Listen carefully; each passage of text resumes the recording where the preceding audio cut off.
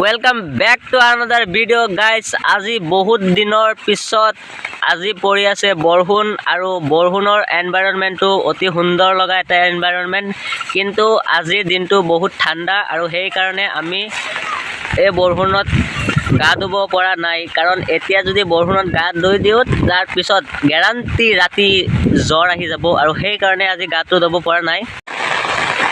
Guys, বৰষুণৰ পৰিৱেশটো অতি সুন্দৰ লগা এটা পৰিৱেশ, আৰু সেইকাৰণে মই বৰষুণ দিয়ক অথবা ৰ'দ দিয়ক মোৰ কোনো প্ৰব্লেম নাই, কাৰণ বৰষুণত তিতি থাকিলে বহুত ভাল লাগে।